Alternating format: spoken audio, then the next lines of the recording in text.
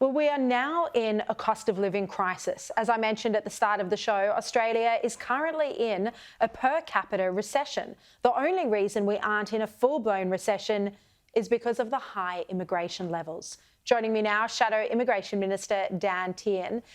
Thank you and welcome to the show. What do you think about this? Do you think this is one of the reasons for the high immigration that we're seeing under the current government to prop up the economy? Well, there's no doubt that Labor have put in place a Big Australia policy by stealth. We've been calling it out now for over 12 months. They're doing everything they can to increase the size of the population here, and they're not being upfront with the Australian people.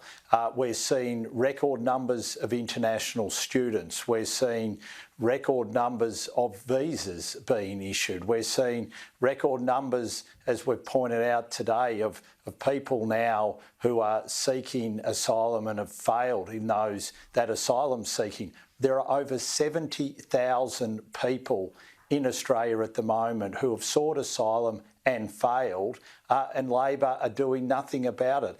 Last month, in August, there was only 14 people who had failed asylum seeker claims who returned. So what we're seeing is Big Australia by stealth. There's no plan to deal with the housing. There's no plan to deal with what it's doing to rents, to what it's doing to the environment, to what it's doing to congestion. Look, you mentioned the asylum seekers and the asylum seeker applications that have hit a 3-year high now in August.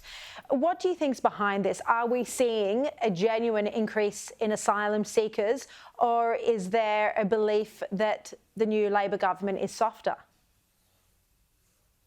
Well, I think it's a belief that Labor always make a mess of immigration, and people know if they come here and they file, Labor won't take the tough decisions to deal with this issue. And we're seeing that there's over 70,000 people now here in Australia with failed asylum seeker claims who Labor are doing nothing about. They got a report which was done by Christine Nixon in March. It was given to them. They haven't released that report publicly. They've sat on it, and it has recommendations as how to deal with this issue. Andrew Giles, the Immigration Minister, is happy touring the country promoting the Yes campaign, while the number of failed asylum seekers here in Australia just continues to grow, and he won't do anything about it. And he's sitting on a report which gives him recommendations to try and fix it. Do you think this is a concern that publicly the government is just talking about the voice, and so there's all these different things that various ministers are embarking on? With Tony Burke, it's the industrial relations reforms, with Andrew Giles, you say he's sitting on this report. Do you think there's a concern that we don't actually know what's happening and that various ministers aren't being held to accountability because of the voice distraction?